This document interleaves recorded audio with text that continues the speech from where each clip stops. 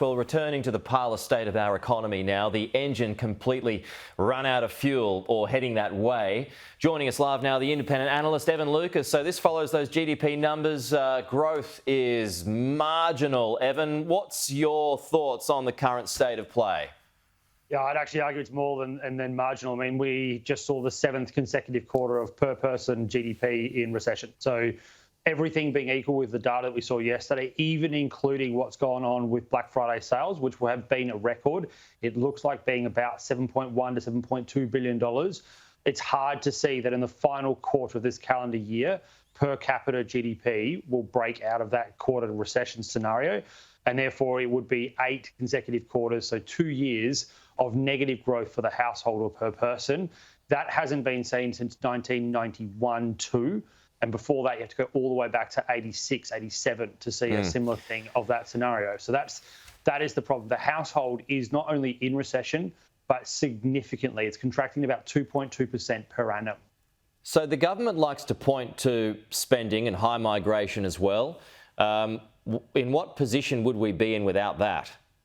So, yes, the government's right to say that without their assistance, we would be in contraction. The catch with having government assistance, I mean, 47% of all jobs created in the last 2 years are public work of some description.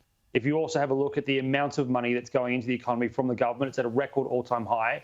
So the catch and what we describe in this world, in the economic world, it's unsustainable. There is no way a government can continue to just pump that amount of money without some form of productivity. And that was the other piece of data yesterday that caught everybody's attention in the economics world.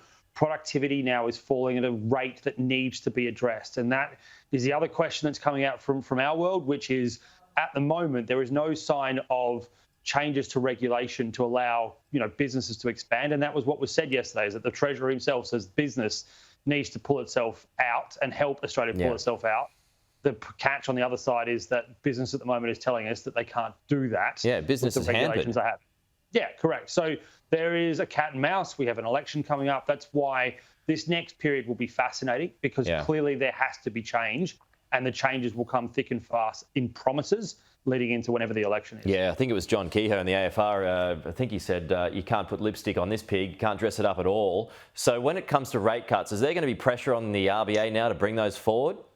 Partly, but at the same time, I mean, the argument also is that having monetary policy add some form of mild stimulus is not going to be enough. So if you look at what would be added with maybe 1/4% rate cut, which is the only sort of scenario most people can see, the impact would be mild to offset the issues that we currently have. I mean, it's not stimulating the household. This is the quarter that had the energy rebates and the stage 3 tax cuts come into it, and still the household didn't actually add to consumption in the overall impact. If you look at business and private investment, it went backwards. So having less credit, which, impact credit growth during the October period, from July to October, was actually quite expansive, about 6.4%.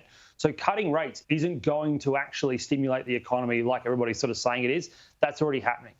It's the fact that we are just not seeing productivity go up. We are not seeing investment go up, and that's where the change needs to happen. All right, Evan, good to see you again. Thank you.